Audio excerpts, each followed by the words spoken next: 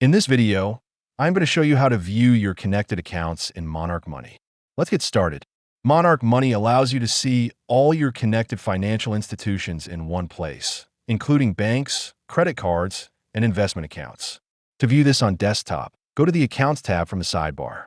Here, you will see a full list of your connected accounts along with their balances and last sync times.